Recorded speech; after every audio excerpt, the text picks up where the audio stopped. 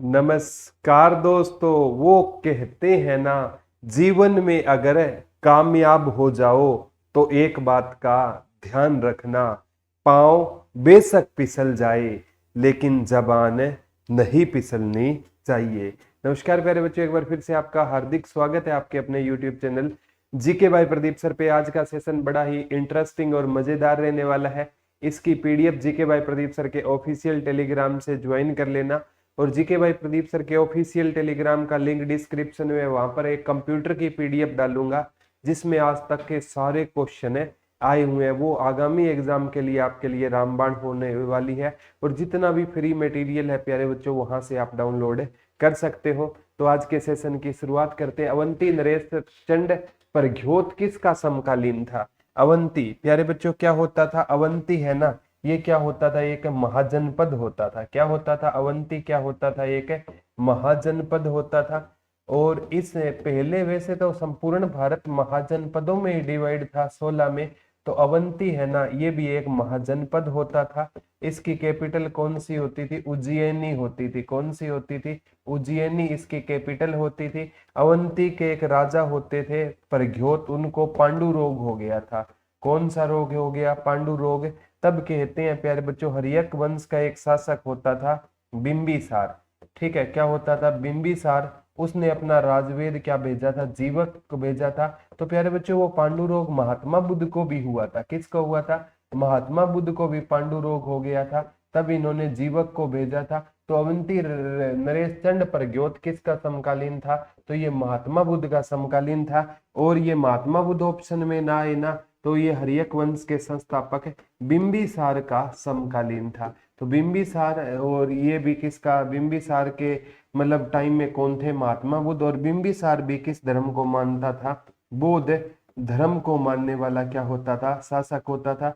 4 बौद्ध संक्तियां हुई थी। 483 ईसा पूर्व, 383 ईसा पूर्व, तीसरी 255, कई किताबें 250 ईसा पूर्व, और चौथी 78 ईस्वी में हुई थी। पहली प्यारे बच्चों राजगृह में हुई थी। राजगृह में हुई थी। आजाद शत्रु के टाइम में हुई थी। आजाद शत्रु इसी बिंबिसार का बेटा होता था। दूसरी प्यारे बच्चों काला शोक के टाइम में हुई थी, वैशाली में हुई थी। और तीसरी कहते हैं कि सम्राट अशोक के टाइम में कहां पर हुई थी? पाटलिपुत्र में हुई। और चौथी कनिष्क के टाइम में कहां पर हुई थी? कुंडलवन कश्मीर में हुई थी। ये क्वेश्चन आता है। एक क्वेश्चन से जितने ज्यादा आप क्वेश्चन बना सकते हो उतने बना लेना। ठीक है, नेक्स्ट है प्यारे बच्चों, अवंती किस धर्म का प्रसिद्ध केंद्र होता था? तो अवंती है ना, तो ये अगर महात्मा बुद्ध का यानी बौद्ध धर्म का प्रमुख केंद्र होता था। किस धर्म का? बौद्ध धर्म का प्रमुख केंद्र होता था। और कहते हैं प्यारे बच्चों, महात्मा बुद्ध का जन्म 563 ईसा पूर्व हुआ था। लुम्बिनी वन में उनका जन्म हुआ था। और इनकी मृत्यु कब हुई थी? 483 ईसा पूर्व इनकी मृत्यु कहाँ पर हो गई थी? कुशीनगर में हुई थी। कहाँ पर हुई थी? मल्लों की राजधानी कुशीनगर में इनकी मृत्यु हो गई थी। और कहते हैं प्यारे बच्चों, महात्मा बुद्ध को लाइट ऑफ एशिया किसने कहा था? एडविन अर्नोल्ड ने कहा था। एडविन अर्नोल्ड ने इनको क्या कहा था? लाइट ऑफ एशिया कहा था। नेक्स्ट क्वेश्चन की ओर बढ़ते हैं प्यारे बच्चों। ये विश्व में सबसे पुरानी और विकसित नहर व्यवस्था भारत में कौन सी है? तो प्यारे बच्चों, एक नहर होती थी गंग नहर। कौन सी नहर होती थी? गंग नहर होती थी। आप 1843 से लेकर 1854 के आसपास इसका कंस्ट्रक्शन का काम अंग्रेजों के टाइम में हुआ।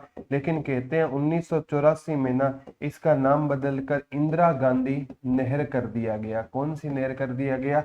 इंदिरा गांधी नहर कर दिया गया। ये भी क्वेश्चन आपसे आ सकता है। इस नहर का निर्माण क्या कर दिया गया? इंदिरा गांधी 1842-43 से 1854 तक इसका क्या हुआ था? कंस्ट्रक्शन। ये विश्व में सबसे पुरानी और विकसित नहर व्यवस्था भारत में कौन सी है? तो गंग नहर रहेगी। नया नाम इंदिरा गांधी नहर। इसमें भी विवाद चल रहा है दोबारा नाम बदलने के लिए प्यारे बच्चों। ये प्यारे बच्चों सीईटी का प्रैक्टिस सेट है, बहुत बेहतरीन तरीके से हमने तैयार किया हुआ है। और अभी 1 महीना है, तो डेली एक प्रैक्टिस सेट लगाओगे ना तो आपकी बहुत अच्छे वाली तैयारी हो जाएगी। हरियाणा के हर एक बुक स्टोर पर ये प्रैक्टिस सेट अवेलेबल रहेगा। मात्र प्यारे बच्चों 160 रुपए से 180 तक के रेट में ये प्रैक्टिस सेट आप ले सकते हो। 30 प्रैक्टिस सेट है, बेहतरीन तरीके से तैयार किए गए हैं। मरु प्रदेश में प्राचीन समय में कौन सी नदी बहती है लेकिन अब नहीं बहती? तो मरु प्रदेश की बात करूं ना तो प्यारे बच्चों पुराने टाइम में सरस्वती नदी बहती थी। कौन सी नदी बहती थी? सरस्वती नदी बहती थी, जो अब नहीं बहती है। कौन सी नदी प्यारे बच्चों? सरस्वती नदी है ना, ठीक है। लेकिन ना हरियाणा जीके कहती है कि सरस्वती ही नदी है, और सरस्वती नदी की एंट्री हरियाणा में कहाँ से होती है? आदि बद्री यमुनानगर से सरस्वती नदी की क्या होती है? एंट्री होती है। तो आदि बद्री नामक स्थान कहाँ पर रहेगा? यमुनानगर में रहेगा। ये क्वेश्चन इंपॉर्टेंट है। और हरियाणा सरकार ने ना कौन से बोर्ड का गठन किया था इस नदी को बचाने के लिए? सरस्वती विकास बोर्ड का गठन किया, जिसके अध्यक्ष कौन होते हैं? हरियाणा के सीएम। और उपाध्यक्ष पूछे तो कौन रहेंगे? धूमन सिंह किरमिच इसके क्या रहेंगे? उपाध्यक्ष रहेंगे। तो प्यारे बच्चों इंपॉर्टेंट है। अगर आई यमुनानगर किस नदी के किनारे है? तो सरस्वती नदी के किनारे रहेगा। और ये आदि बद्री नारायण मंदिर भी किस नदी के किनारे है? सरस्वती नदी के किनारे रहेगा। ये भी क्वेश्चन आ गया प्यारे बच्चों। बाण गंगा नदी का उद्गम स्थल कौन सी रहेगी? बेराट की पहाड़ियां। कौन सी पहाड़ियों से उद्गम स्थल होता है? ये क्वेश्चन प्यारे बच्चों हरियाणा जी के भी पूछ सकती है। बेराट की पहाड़ियों से इसका उद्गम स्थल होता है। और कहते हैं प्यारे बच्चों हरियाणा में एक क्वेश्चन पूछा जाता है, बाण गंगा तीर्थ कहाँ पर है? तो ये कहाँ पर रहेगा? कुरुक्षेत्र में रहेगा। और इसी तीर्थ को प्यारे बच्चों कौन सा नर कातारी तीर्थ कहा जाता है? कहते हैं प्यारे बच्चों भीष्म पितामह है ना, भीष्म पितामह ये मौत की शैया पर लेटे हुए थे। तब कहते हैं अर्जुन ने ना क्या मारा था? तीर मारा था, वहां से गंगा निकली थी, उसे बाण गंगा कहा जाता है। ठीक है। वैसे गंगा नदी का हरियाणा से कोई संबंध नहीं है, तो बेराट की पहाड़ियों से निकलती है ये। इंदिरा गांधी फीडर नहर की लंबाई किस राज्य में सबसे अधिक है? तो इंदिरा गांधी की बात करूं तो राजस्थान में इसकी लंबाई के साथ साथ पंजाब में सबसे ज्यादा पूछा है। इंदिरा गांधी फीडर नहर की लंबाई किस राज्य में सबसे अधिक है? तो पंजाब राज्य में सबसे अधिक है।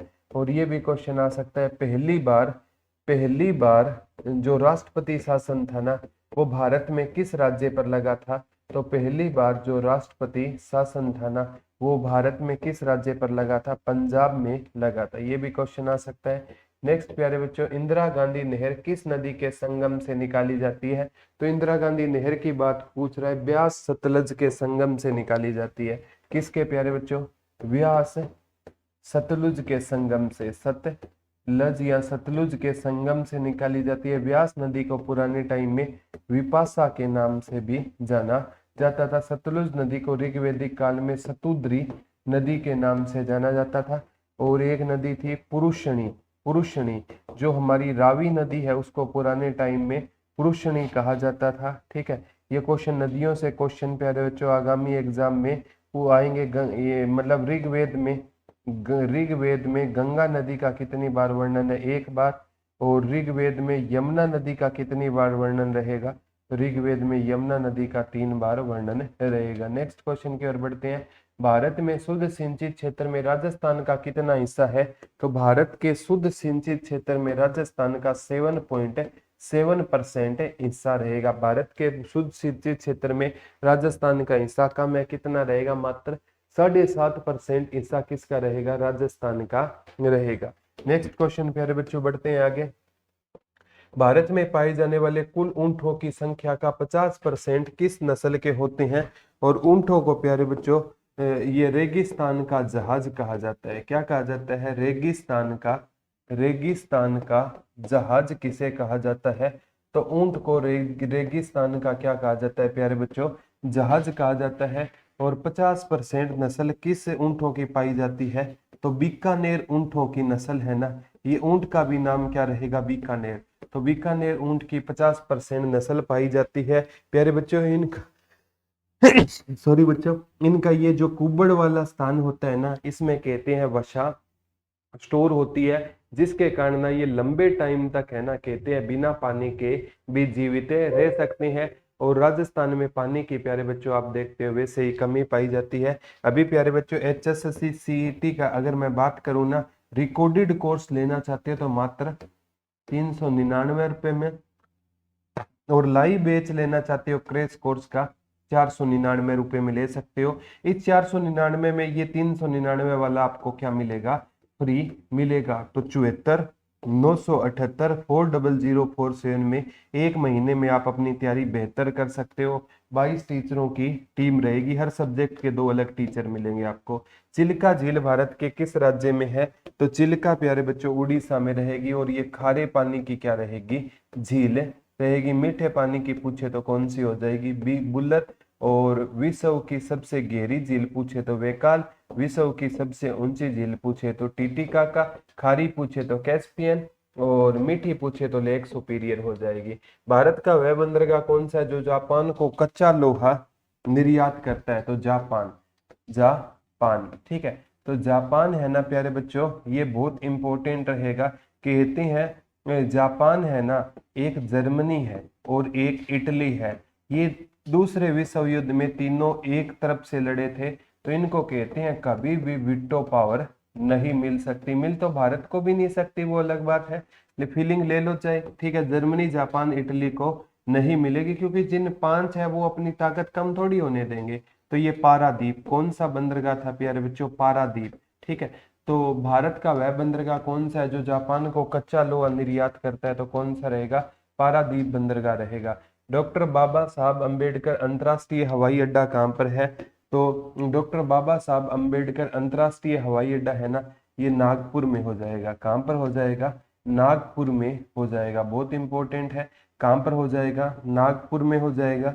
एक है कोडा, कैंप कोडा अंतरराष्ट्रीय हवाई अड्डा कहाँ पर हो जाएगा, तो कैंप कोडा है ना, ये बेंगलुरु में हो जाएगा। कहाँ पर हो जाएगा, बेंगलुरु में हो जाएगा। कहाँ पर हो जाएगा, IG इंदिरा गांधी अंतरराष्ट्रीय हवाई अड्डा जिस पर सबसे बड़ा चरखा लगा है, वो कहाँ पर हो जाएगा, दिल्ली में हो जाएगा। कहाँ पर हो जाएगा, दिल्ली में हो जाएगा। यहाँ से भी क्वेश्चन आगामी एग्जाम में बनते दिखेंगे प्यारे बच्चों। लाल बहादुर शास्त्री हवाई अड्डा भारत के किस राज्य में है, तो लाल बहादुर शास्त्री है ना प्यारे बच्चों, कहते हैं इनके बारे में एक स्टोरी थी। जब ये ना रेल मंत्री होते थे तो क्या हो गई थी, एक रेल दुर्घटना हो गई थी, और रेल दुर्घटना के चलते ना इन्होंने क्या दे दिया था, अपना इस्तीफा दे दिया था। आज तो प्यारे बच्चों रेल दुर्घटना हो जाए, सारे के सारे यात्री मर जाए, तो भी कोई रेल मंत्री क्या नहीं लेगा, जिम्मेवारी नहीं लेगा। लाल बहादुर शास्त्री को हम नमन करते हैं। ताशकंद समझौते के दौरान ना इनकी क्या हो गई थी, कहते हैं ताशकंद समझौता उज्बेकिस्तान में हुआ था, और वहां पर इनकी चाय में किसी ने विषैला पदार्थ मिला दिया था, जिसके चलते इनकी क्या हो गई, मृत्यु। तो विदेश में मरने वाले भारत के पहले प्रधानमंत्री होते थे लाल बहादुर शास्त्री। आयूब खान के साथ उज्बेकिस्तान में ताशकंद समझौता 1966 में हुआ था। और कहते हैं प्यारे बच्चों पद के दौरान मरने वाले पहले ये प्रधानमंत्री तो आप पंडित जवाहरलाल नेहरू थे, दूसरे कौन थे, लाल बहादुर शास्त्री होते थे। और कहते हैं मरणोपरांत इनको क्या दिया गया था, मरणोपरांत पहले प्रधानमंत्री थे जिनको भारत रत्न से नवाजा गया। तो इनका हवाई अड्डा वाराणसी में हो जाएगा। कहाँ पर हो जाएगा, वाराणसी ना आए तो यूपी में इनका क्या हो जाएगा, हवाई अड्डा हो जाएगा। नेक्स्ट क्वेश्चन की ओर बढ़ते हैं। नेक्स्ट क्वेश्चन प्यारे बच्चों बड़ा ही इंपॉर्टेंट रहने वाला है, ठीक है। तो कौन सा रहेगा, ये हो गया, ये भी हो गया, हाँ ये क्वेश्चन रहेगा। भारतीय अंतरिक्ष अनुसंधान संगठन की स्थापना कब हुई, तो अंतरिक्ष की अगर मैं बात करूँ ना प्यारे बच्चों, स्पेस क्वीन किसको कहा जाता है, तो स्पेस क्वीन के नाम से जानी जाती है भारत में कौन प्यारे बच्चों, स्पेस क्वीन, ठीक है। हरियाणा से ही रहेगी स्पेस क्वीन, जिनका नाम क्या था, कल्पना चावला। तो 1969 में ना, बहुत इंपॉर्टेंट है, भारतीय अंतरिक्ष अनुसंधान संगठन की स्थापना कब हुई थी, 1969 में भारतीय अंतरिक्ष अनुसंधान संगठन की क्या की गई थी, स्थापना की गई थी। गांधी जी का बर्थडे 1869 और इनकी स्थापना 1969 में हुई थी। कंचनजंगा पर्वत चोटी कहाँ पर स्थित रहेगी, तो कंचनजंगा कहाँ पर स्थित रहेगी, भारत में। तो देश दिए हुए थे, कहाँ पर रहेगी, भारत में रहेगी? कौन सी रहेगी? कंचनजंगा। कमेंट करके बताना कंचनजंगा की हाइट कितनी है, पिछले वीडियो में करवाया था। नंदा देवी पर्वत चोटी भारत के किस राज्य में है? तो नंदा देवी जो उत्तराखंड का एरिया है ना, ये प्यारे डायरेक्ट पूछा गया था प्यारे बच्चों, उत्तराखंड के एरिया में, उत्तराखंड। और उत्तराखंड में कौन सा पार्क रहेगा? Jim Corbett national park. Jim Corbett national park भी कहाँ पर रहेगा? यहाँ पर रहेगा। कहाँ पर रहेगा? उत्तराखंड में। कौन सा पार्क रहेगा? जिम कॉर्बेट पार्क कहाँ पर रहेगा? आपका उत्तराखंड में। और पहला टाइगर प्रोजेक्ट है ना, इसी में शुरू किया गया। और जिम कॉर्बेट को पहले किस नाम से जाना जाता था? हेली नेशनल पार्क के नाम से जाना जाता था। नेक्स्ट क्वेश्चन की ओर बढ़ते हैं। लोनार झील का संबंध भारत के किस राज्य से है? तो लोनार झील है ना, ये महाराष्ट्र में है। आंध्र प्रदेश और तमिलनाडु में पुलिकट हो जाएगी। लोनार झील कहाँ पर रहेगी? तो ये कहाँ पर रहेगी? महाराष्ट्र में रहेगी। कहाँ पर रहेगी? महाराष्ट्र में रहेगी। कौन सी झील है? लोनार झील। एग्जाम में क्वेश्चन आ सकता है प्यारे बच्चों। उल्का पिंड से ही निर्मित कहते हैं। ठीक है। भारत के किस नदी को वृद्ध गंगा कहा जाता है या बूढ़ी गंगा? तो भारत में अगर मैं बात करूं प्यारे बच्चों, गोदावरी को, किस नदी को? गोदावरी नदी को किस नाम से जाना जाता है? बूढ़ी गंगा के नाम से भी जाना जाता है। ये क्वेश्चन आगामी एग्जाम में भी प्यारे बच्चों डायरेक्ट आ सकता है। भारत में किस नदी को वृद्ध गंगा के नाम से जाना जाता है? तो गोदावरी नदी को भारत में किस नाम से जाना जाएगा? वृद्ध गंगा या बूढ़ी गंगा के नाम से गोदावरी नदी को जाना जाएगा। नेक्स्ट क्वेश्चन की ओर बढ़ते हैं प्यारे बच्चों। मौलिक कर्तव्यों को किस देश से ग्रहण किया गया है? अगर मौलिक कर्तव्यों की बात करूं ना, तो मौलिक कर्तव्य हमने ना सोवियत संघ से लिए थे। कहाँ से लिए थे? सोवियत संघ ऑप्शन में ना आई। तो मौलिक कर्तव्य हमने कहाँ से लिए थे प्यारे बच्चों? रूस से हमने कौन से कर्तव्य लिए थे? मौलिक कर्तव्य लिए थे। मौलिक अधिकार पूछे तो कहाँ से लिए थे? तो मौलिक अधिकार है ना, ये एक बार तो है संविधान के किस भाग में है? तो संविधान के भाग 3 में है। और मौलिक अधिकार हमने कहाँ से लिए थे? अमेरिका से लिए थे। और ये संविधान का भाग 3 12 से 35 तक है। और जो मौलिक कर्तव्य है ना प्यारे बच्चों, ये ना हमारे मूल संविधान में नहीं थे। मूल संविधान का मतलब रहेगा प्यारे बच्चों, जब संविधान तैयार हुआ 26 नवंबर 1949 तब नहीं थे। लागू हुआ 26 जनवरी 1950 तो भी नहीं थे। फिर इनको ना सरदार स्वर्ण सिंह समिति की सिफारिश पर 42वें संविधान संशोधन द्वारा 1976 में जोड़े गए। तब ये प्यारे बच्चों संविधान के भाग 4A में रहेंगे। कहाँ पर रहेंगे? वैसे भाग 4 है ना, वो 36 से 51 तक वो है नीति निर्देशक सिद्धांत से संबंधित है। तो ये संविधान के भाग 4 या 51A में रहेंगे। ऐसे क्वेश्चन भी प्यारे बच्चों आगामी एग्जाम में आपसे डायरेक्ट और इनडायरेक्ट पूछे जाते हैं। मैं तो कहता हूँ किसी भी एग्जाम में कोई एक बार क्वेश्चन आए ना, तो ये मानकर चलना कि वो किसी नेक्स्ट एग्जाम में फर्दर उससे क्वेश्चन पूछे जाने की पूरी पूरी संभावना रहेगी। और आप है ना क्वेश्चन को जितना अच्छे लेवल से पढ़ पाओगे ना, उतना ही आपके लिए क्या रहेगा? फायदा रहेगा। और थोड़ा सा मेहनत का लेवल बढ़ा दीजिए प्यारे बच्चों। एग्जाम का मान के चलो 1 महीने से भी कम टाइम है। तो इस महीने में ना अब जो बच्चा ना अब मेहनत करेगा ना, वही प्यारे बच्चों सिलेक्शन ले पाएगा। इतने दिन आप कितने पढ़े हो, क्या पढ़े हो, कोई मैटर नहीं करता। और जो एग्जाम के टाइम में बच्चा पढ़ेगा ना, सिलेक्शन केवल उसी बच्चे का होगा। तो भारत का नेपोलियन किसे कहा जाता है?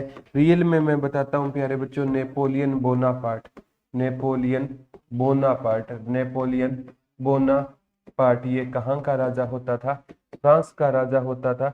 और नेपोलियन बोनापार्ट फ्रांस का राजा कब बना? 1804 में नेपोलियन बोनापार्ट कहाँ का राजा बना था? फ्रांस का राजा बना था। और प्यारे बच्चों कहते हैं नेपोलियन के जीवन का अंतिम युद्ध कौन सा था? वाटरलू का युद्ध। इसने 1815 में लड़ा था। और नेपोलियन का ये मतलब सबसे बड़ी गलती क्या कर दी इसने? रूस से क्या ले ली थी? टक्कर ले ली थी। तो इस एवज में ना अगर प्यारे बच्चों आपसे पूछा जाएगा भारत का नेपोलियन या ईरान का नेपोलियन, तो आप आसानी से जवाब दे सकते हो। अगर मैं सिंपल सी बात करूं प्यारे बच्चों, एक हरियाणा से ही शुरू करते हैं।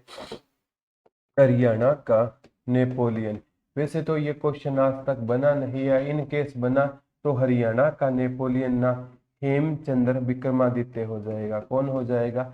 हेमचंद्र विक्रमा द्वितीय हो जाएगा। ये क्वेश्चन बना नहीं है। हेमू को हरियाणा का नेपोलियन कह सकते हैं क्योंकि हेमू है पानीपत के युद्ध से पहले 22 लड़ाइयां लड़ा था, हारा नहीं था।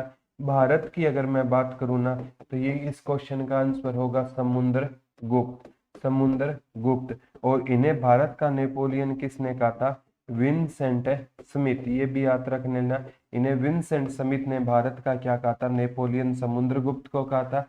रियल में नेपोलियन बोनापार्ट था। और अगर क्वेश्चन आए ईरान का नेपोलियन, ईरान का नेपोलियन किसे कहा जाता है? तो ईरान का नेपोलियन प्यारे बच्चों नादिर शाह को कहा जाता है। ईरान का नेपोलियन किस व्यक्ति को कहा जाएगा? तो ईरान का नेपोलियन जिस व्यक्ति को कहा जाएगा वो किसको कहा जाता है? नादिर शाह को ईरान के नेपोलियन के नाम से जाना जाता है। तो प्यारे बच्चों कहते हैं समुद्रगुप्त ने आर्यवर्त साइड और दक्षिण वर्त साइड 9 और 12 विजय हासिल की थी, इसलिए समुद्रगुप्त को क्या कहा गया था? भारत का नेपोलियन कहा गया था। नेपोलियन बोनापार्ट रियल में फ्रांस का क्या होता था? एक बड़ा बेहतरीन राजा होता था और ऐसा महत्वाकांक्षी राजा होता था, बड़े बड़े देशों से अकेले दम पर टक्कर ले गया। लेकिन ना क्या होता है कभी कभी है ना प्यारे बच्चों, हम ओवर कॉन्फिडेंस हो जाते हैं। जब हमारे ना मतलब हमें कोई चीजें याद होने लग जाती है तो हमें घमंड आ जाता है। और वही घमंड तो देखो राजा रावण का भी नहीं रहा ना। नीति का पंडित था राजा रावण, ब्राह्मण था, लेकिन चारों वेदों का कंठस्थ ज्ञान था, चारों वेदों में कमियां निकाल सकता था। लेकिन जब घमंड आ गया ना, जिस इंसान में प्यारे बच्चों मैं आ जाए ना तो समझ लेना वो विनाश के नजदीक जा रहा है। तो मैं अहंकार आप में नहीं होना चाहिए। आप कितने भी बड़े पद पर पहुंच जाए ना, विनम्रता, विनम्रता आप में होनी चाहिए। अगर आप में विनम्रता रूपी गुण है ना तो आपको कोई हरा ही नहीं सकता। तो आज का ये लेक्चर आपको कैसा लगा? आप सभी बच्चे हमें कमेंट करके जरूर बताइए। कल आपसे दोबारा रूबरू होंगे, तब तक के चैनल को सब्सक्राइब जरूर करें। धन्यवाद दोस्तों। जय हिंद, जय भारत, लव यू ऑल।